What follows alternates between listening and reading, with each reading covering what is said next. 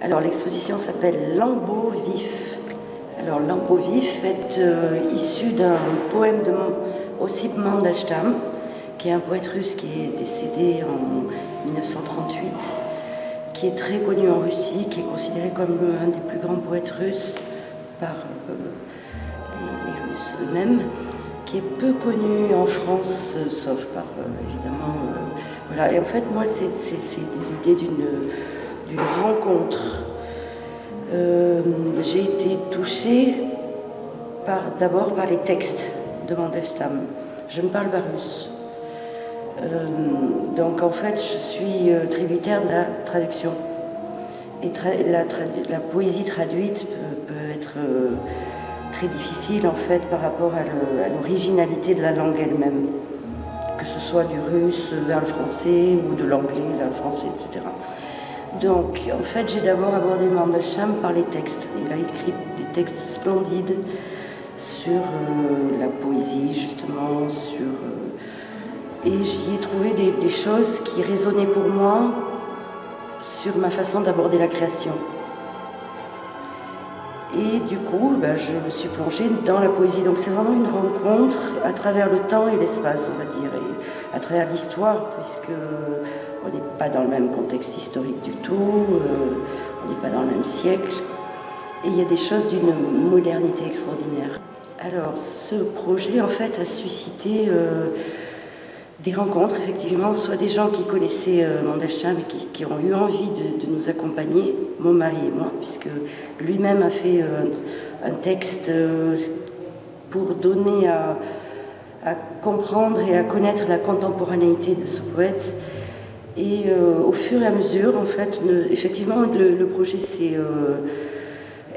a été exposé à Moscou en 2013 pour les 75 ans de la mort du poète. Les Russes adorent les commémorations, donc là il y a eu un colloque et j'ai été invitée en tant qu'artiste française qui avait fait un travail sur Mandelstam antérieur au projet je veux dire, mais bon, ça tombait bien. Et ça a été présenté dans une galerie du centre de Moscou. Et il y a eu plein d'événements associés, de la poésie, du théâtre, des jeunes qui ont fait des mises en espace à partir de la poésie de Mandelstam, enfin bon, des choses très très passionnantes. Ensuite, que dire d'autre? Quand on est revenu, moi j'ai continué à travailler parce que j'avais... ce qui est intéressant aussi, c'est qu'on est parti à Moscou avec 2 valises. Et l'expo faisait 180 mètres carrés. Donc j'avais tout mis dans une grande malle en fer et puis une très très grosse valise. Et effectivement, c'était passer la douane avec les œuvres et avec ce que je vous expliquais tout à l'heure, c'est un peu anecdotique, mais voilà, c'était l'idée d'arriver un petit peu comme ça, peut-être...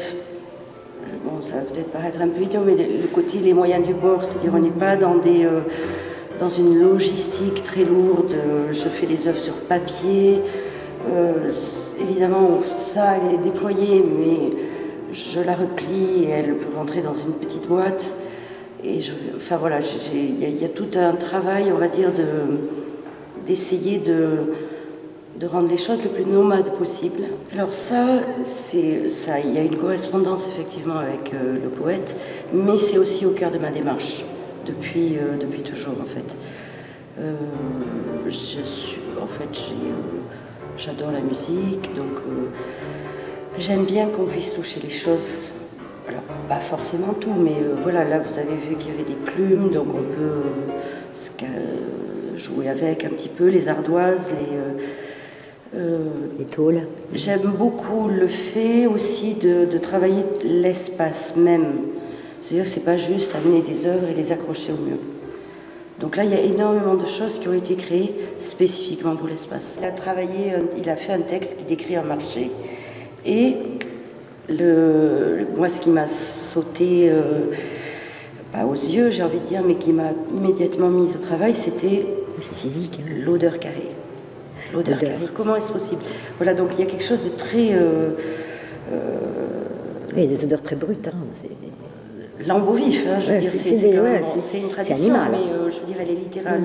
L'odeur carrée aussi. Il y a beaucoup de choses qui m'ont mise au travail dans la poésie même. Et puis il y a le côté... Et je pense que, après, vous parliez de la rencontre aussi avec toutes ces personnes qui ont eu envie de participer avec nous. C'est par exemple Jacqueline Ozanne qui a été très sensible à mon travail et qui nous a permis d'utiliser des compositions pour la vidéo. Donc Damien s'est beaucoup inspiré et a utilisé beaucoup des sons de Jacqueline. Et aussi, elle nous a, on a bâti avec elle ces petites séquences pour les sculptures, c'est-à-dire que et en jouant sur le silence, c'est-à-dire que vraiment, voilà, donc il y a la rencontre avec le poète, et après il y a une espèce d'effet de domino où il y a plein de gens qui ont eu envie d'y participer. Et ça, c'est une très belle aventure. L'expo se finit le 5 juin. Le 5 juin. Et on sera là tous les jours, sauf le mardi. Sauf le mardi 31 mai, où il y aura donc André Markovitch qui viendra faire une traduction improvisée des œuvres, des poèmes de Mandelstam. À la médiathèque. Et ici à aussi. La crypte. À la crypte, à la médiathèque, il va faire une conférence, signature, donc autour de la littérature russe. Et là, il fait... Et ici, spécifiquement sur Mandelstam et peut-être à Akhmatova ou quelques zones très proches de Mandelstam. Merci beaucoup. Voilà, merci à vous. Merci.